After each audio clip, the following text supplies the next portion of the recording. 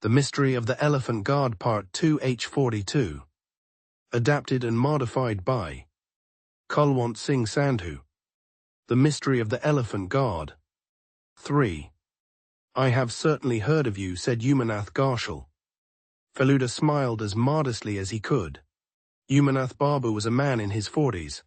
His complexion was as fair as that of his son, and he had light hazel eyes. He now turned these on us and asked, these are my cousin Tapesh, said Feluda quickly, and this is my friend Lalmohan Ganguly. He writes stories of adventure under the pseudonym of Jadayu.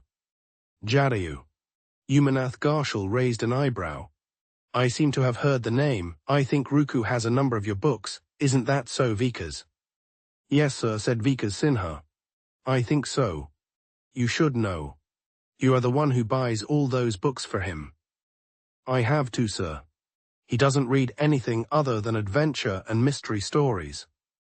That's natural, Jadayu piped up. Especially at his age, I was glad to note that Lalmohan Babu had perked up a little. He had been looking decidedly morose ever since our encounter with Captain Spark. Akra Nandi was clearly a popular rider and liable to cause Jadayu pangs of envy. Feluda said we were going to call on you anyway. You see, we met your son this morning. I don't know what his real name is, but I've learnt the name of the character he was playing. He does that all the time. In fact, he even gets others to join him. Aren't you playing a special character for him, Vikas? He calls you by a different name, doesn't he? It isn't just a single name or a single role, sir. I am quite versatile. Vikas Sinha laughed. Anyway, where did you meet my son? Feluda told him as briefly as he could. Umanath Babu nearly fell off his chair.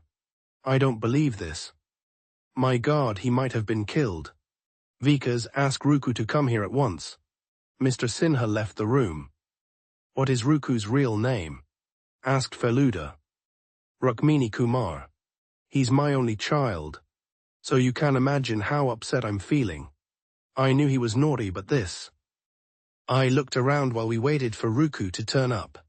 From one corner of the living room, I could see a portion of the veranda where artists were working on an idol of Durga. Puja was only a few days away. A bearer came in with a tray. We were handed cups of tea and plates of sweets. You went to see Machli Baba, I believe, said Mr. Ghoshal. What did you think of him? We didn't stay very long. You two were supposed to go, weren't you? Well, I have been to see him once. I have no wish to go back. If only I hadn't gone out that evening, we might have been spared the disaster. Disaster? Yes, Mr. Ghoshal sighed. Last Wednesday, when I went to visit Machli Baba, an extremely valuable object was stolen from my father's room. If you can get it back for me, Mr. Mira, I shall be eternally grateful, and of course, I will pay you adequately. A familiar race began in my heart. May I ask what it was? Said Feluda. Ganesh. It was a small figure of Ganesh. Mr. Ghoshal spread his fingers slightly to indicate its size, made of gold and studded with precious stones. It was only about 2.5 inches high. How did you get it? I'll tell you. It might sound like a fairy tale, but I can assure you it's true. He lit a cigarette and began. My great-grandfather, Samshwar Ghoshal, was a great traveler. He traveled all over the country, using whatever mode of transport he could get, ranging from bullock carts to trains. When he could get nothing, he simply walked. Once, when he was in South India, he happened to be going through a heavily wooded area near Madurai in a bullock cart. It was dark and the path was a narrow one. 3 robbers attacked him. But Samshwar was exceptionally strong. He used a heavy bamboo rod and managed to knock one of his attackers unconscious. The other 2 ran away, leaving behind a bag that contained, among other things, this little figure of Ganapati. He returned home with the statuette, and things changed dramatically in our family. Don't think I am old-fashioned and superstitious, but I have heard it said that the Ganesh brought us good luck. 2 years after its arrival, there was a devastating flood.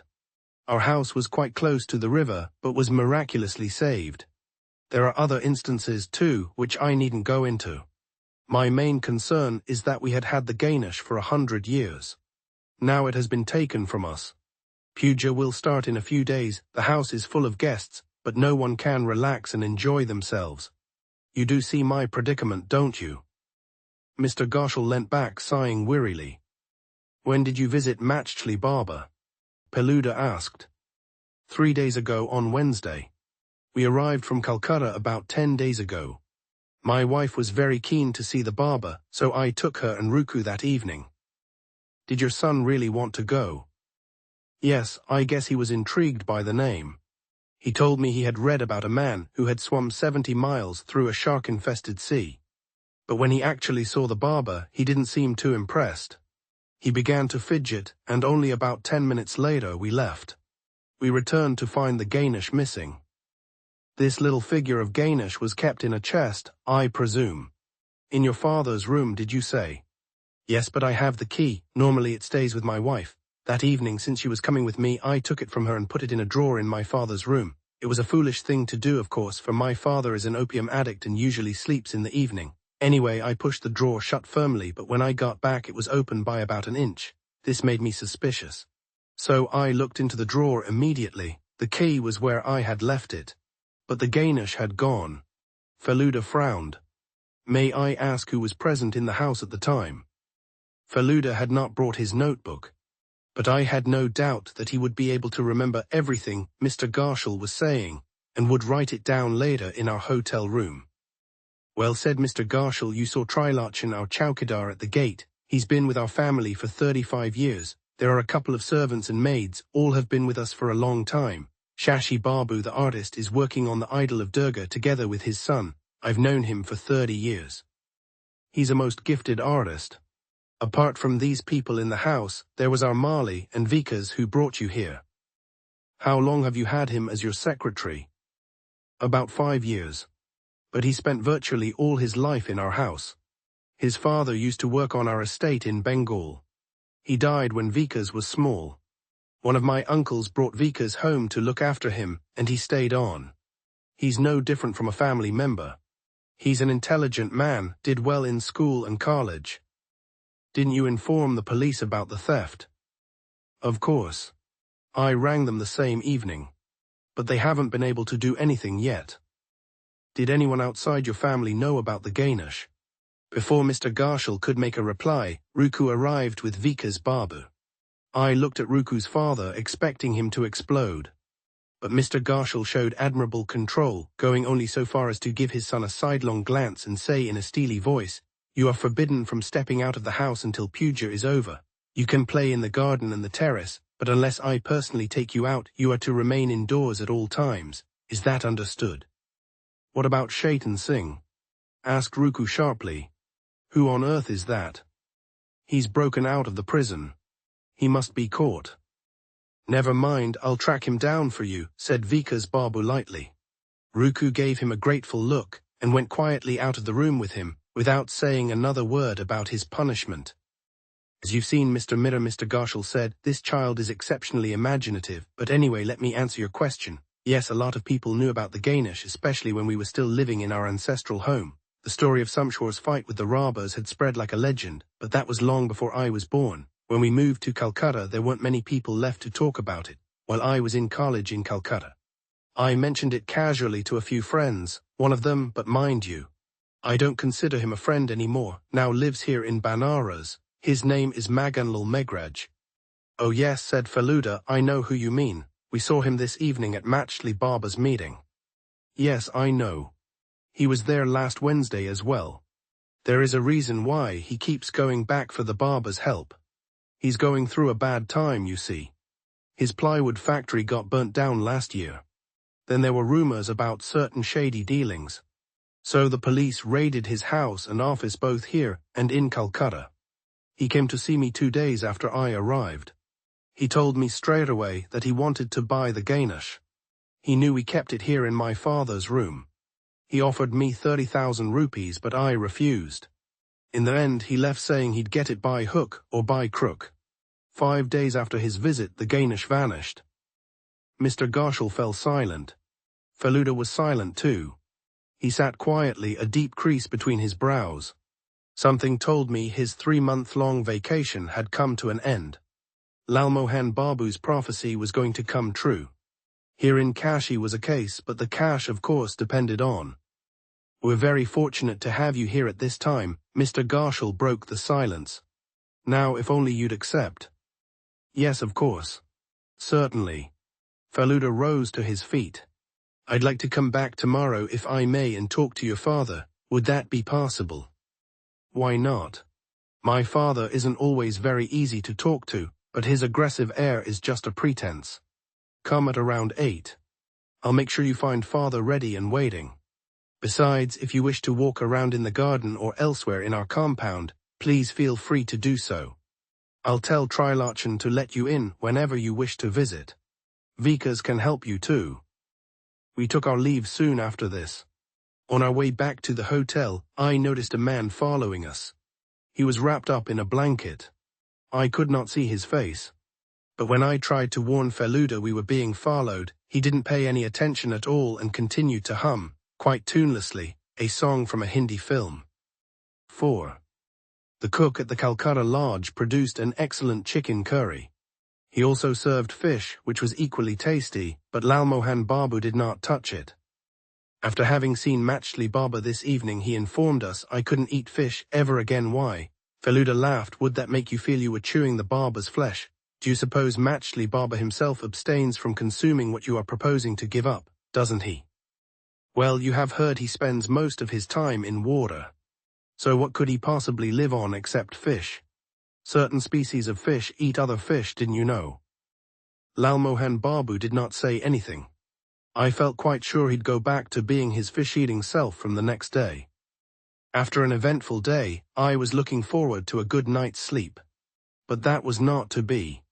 Our roommate Jeevan Babu, short and fat and with a beard just as Feluda had predicted, turned out to be a champion snorer. I spent most of the night tossing and turning in my bed, wondering why, just this once, Feluda could not have been proved wrong.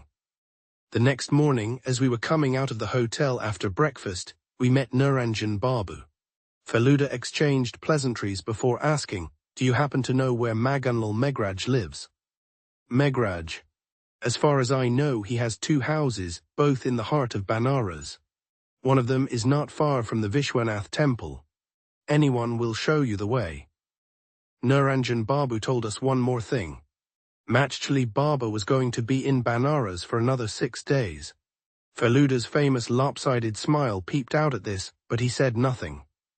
We arrived at the Garshall residence on the dot of 8. Trilochan opened the gate for us with a bright smile and a smart salute. He must be about 70, I thought, but he certainly did not look it. His back was ramrod straight, and the size of his moustache most impressive. Vikas Babu came out to greet us. "I saw you arrive," he said. He had probably just finished shaving, for there was a little soap stuck under his right ear. "Would you like to come in? Old Mr. Garshall is waiting for you. You wanted to see him in particular, didn't you?" "Yes, but before we do that, do you mind telling me a few things?" "No, not at all." Feluda asked a few rapid questions and noted the answers in his notebook. The following points emerged.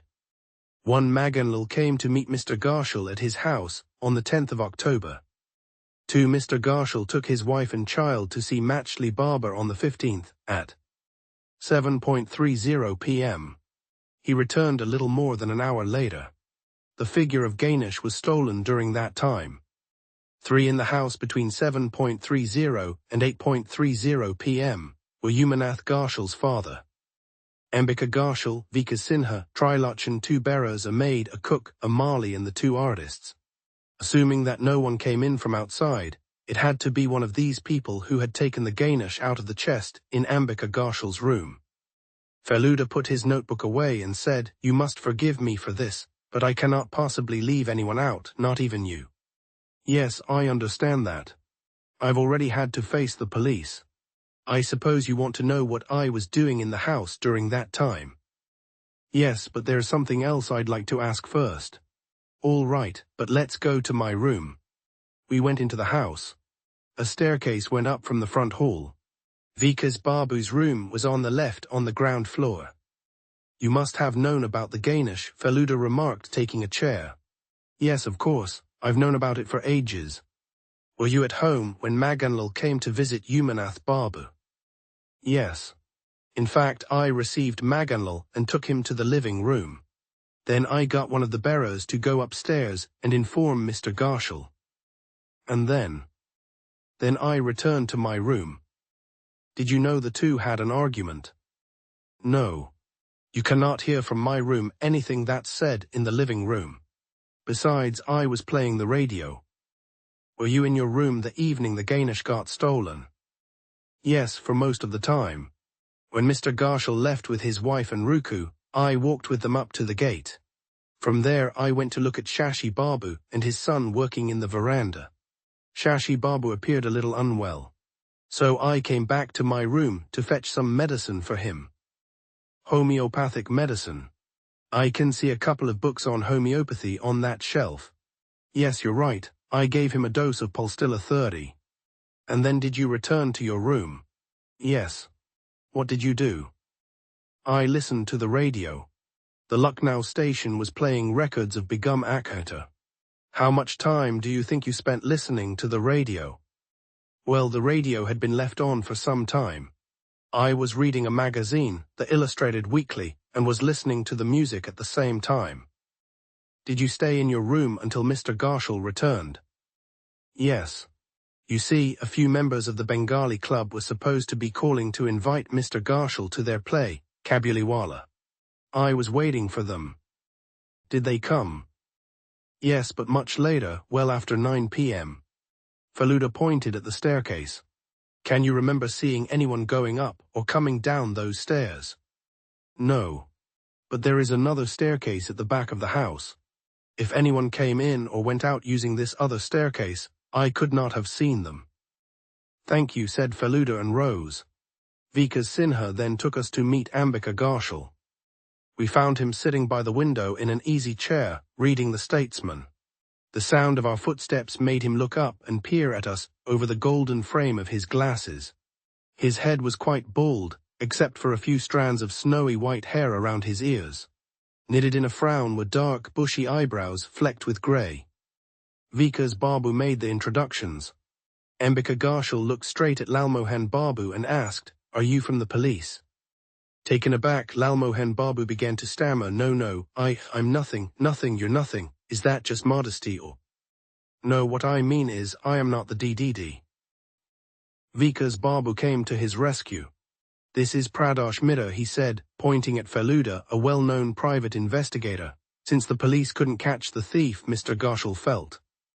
Ambika Garshall turned his eyes on Feluda. What did my son tell you? Did he say our whole family is going to be destroyed because the Ganesh has gone? Nonsense, how old is he? Not even 40, and I am 73. Does he think he knows more than me about the history of the Garshall family? Pooh, how have we survived all these years? How did we manage to do so well? Not because the Ganesh protected us, but because of our own intelligence and hard work. My son is a shrewd businessman, all right. But I fear he should have been born 100 years ago. I hear he's even thinking of adopting a guru. Does that mean you have no regrets about the Ganesh's disappearance? Ambika Babu took off his glasses and trained his pale eyes on Feluda once more. Did Umanath tell you there was a diamond on the figure of that Ganesh? Yes, he did. Did he tell you what diamond it was? No, I'm afraid not. There you are, you see. He didn't tell you because he didn't know. Have you ever heard of the Vanaspati diamond? You mean the one that has a greenish tinge? Ambika Babu sat up. When he spoke again, his tone had softened. Oh, I see, so you do know about these things then. That kind of diamond is extremely rare, but that doesn't worry me so much, nor do I believe that the Ganesh brought us luck or watched over us or any such thing. What I am sorry about is that it was a work of art, and as such it is a pity, a great pity, to have lost it. Was the key kept in the drawer of that table over there? Asked Feluda. A few yards away from where Ambika Babu was sitting, between two windows, was a table. The chest was in the opposite corner. Between the two was a large, old-fashioned bed. Instead of giving Feluda an answer, Ambika Babu asked another question. Did my son also tell you that I take opium? Yes, sir. Very seldom had I heard Feluda speak to anyone so politely. I am generally dead to the world in the evening. So if anyone came into my room after 7, I wouldn't know. Feluda walked over to the table and pulled at the drawer carefully. It opened smoothly without making a sound. Feluda pushed it back and made his way to the chest. Like the bed, it was a huge affair. The police searched it thoroughly, I presume. Yes, of course, Vikas Babu replied. They even looked for fingerprints but found nothing. We took our leave and came out of Ambika Babu's room. We passed through a smaller room on the right and found ourselves on a large veranda with a marble floor. From here, I could see the river in the distance through a number of neem and tamarind trees. The skyline was dotted with several temple tops. I had started to count these, and Feluda and Vikas Babu had both lit cigarettes when something came floating down from the roof. Lalmohan Babu reached out and caught it. It proved to be a chewing gum wrapper. Mr. Rukmini Kumar appears to be on the roof, said Feluda. Where else could he play? He's now a prisoner in his own house. Vikas Sinha smiled.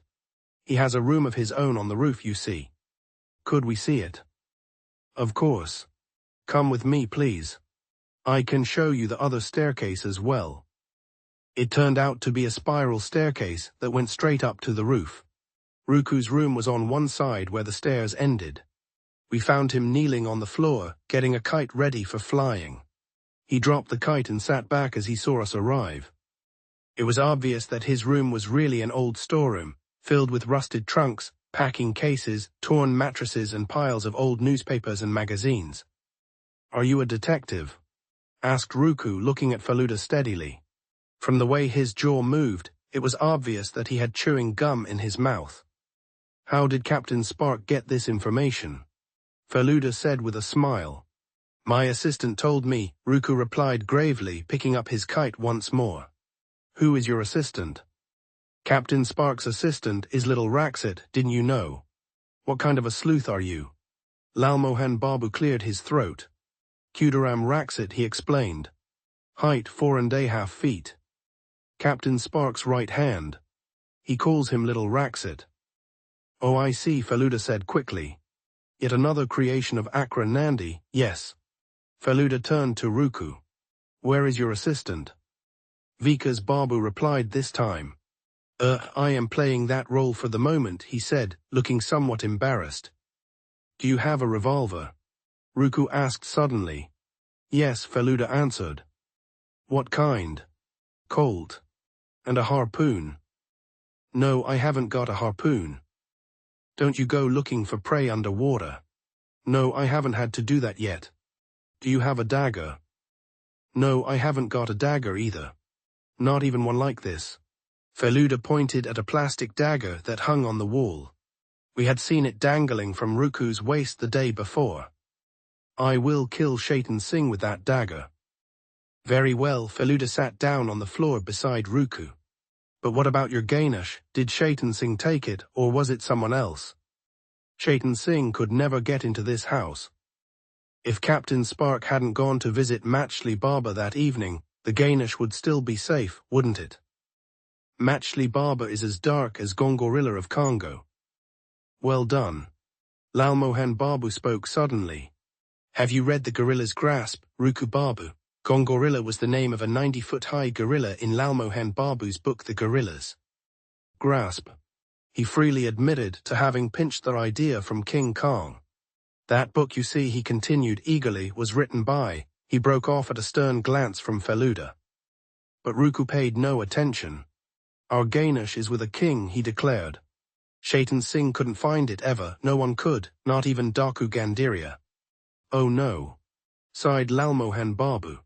Akra Nandi again. Vikas Babu laughed. You'd need to read every book in the adventure series to follow his conversation, he said. Feluda was still sitting on the floor, gazing thoughtfully at Ruku, as though he was trying to make some sense out of his apparently meaningless chatter. Which king are you talking about, Ruku? Where does he live? He asked softly. Ruku's reply came at once. Africa, he said. We spoke to one other person before leaving Mr. Ghosh's house. It was Shashi Bhushan Pal, the artist. He was painting the statue of Kardik when we found him. A man in his mid-60s, he said he had spent nearly 50 years making idols of Durga and other gods and goddesses. We heard about your illness, said Feluda. I hope you're feeling better now. Yes, thank you. Sinha Babu's medicine helped a lot, Shashi Babu replied without stopping his work. When do you think you can finish the whole thing? Puja begins the day after tomorrow. I hope to get everything ready by tomorrow evening. I'm getting old, you see, I can't work as fast as I used to. Even so, your work is exquisite. Thank you, Babu. People only look at the goddess. Who thinks of the poor artist's hard work? Something from this house got stolen the day Vikas Babu gave you the medicine. Are you aware of that? The brush in Shashi Babu's hand trembled a little. His voice had a slight catch in it as he made his reply. I have been working in this house for so many years. Never did I think one day I would be questioned by the police. When I do my work, Babu, I forget everything else. Ask Sinha Babu, ask the little boy, ask anyone who's seen me at work. I don't leave this veranda for a minute. A young man of about 20 was working with Shashi Babu. He turned out to be his son Kanai. He confirmed that neither of them had left the veranda between 7 and 8:30 the evening when the Ganesh went missing. Vikas Babu came to the gate to see us off. I did not disturb Umanath Babu, Feluda told him, because knew he was busy with his guests. Please tell him that I may drop it from time to time and ask a few questions.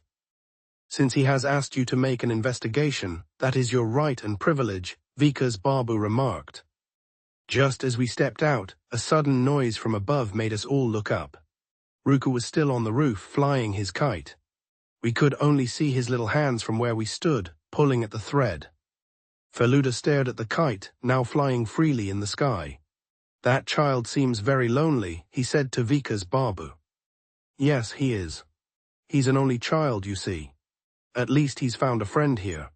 You've seen Suraj, haven't you? He doesn't have a single friend in Calcutta. Comprehension.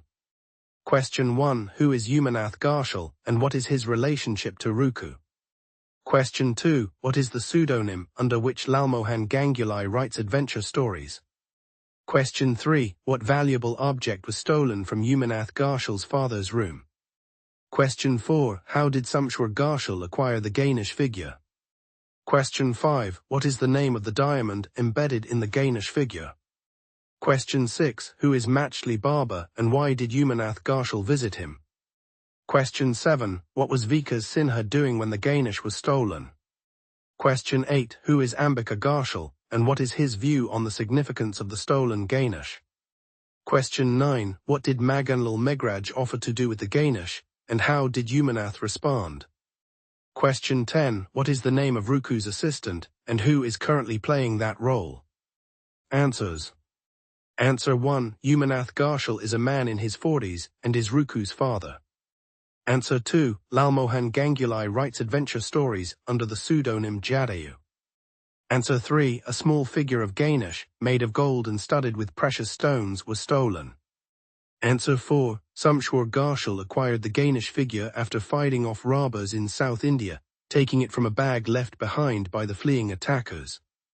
Answer 5. The diamond embedded in the Ganesh figure is the Vanaspati diamond, known for its greenish tinge. Answer 6. Machli Baba is a figure Umanath visited with his wife and son, Ruku, because his wife was keen to see him. Answer 7. Vikas Sinha was in his room, listening to the radio and reading a magazine after giving medicine to Shashi Babu. Answer 8. Ambika Ghoshal is Umanath's father, and he believes the Ganesh's value lies in its artistry, not in any supposed luck it brought the family. Answer 9. Maganlal Megraj offered to buy the Ganesh for 30,000 rupees, but Umanath refused, after which Maganlal threatened to get it by any means. Answer 10. Ruku's assistant is called Little Raksit, and Vikas Sinha is currently playing that role.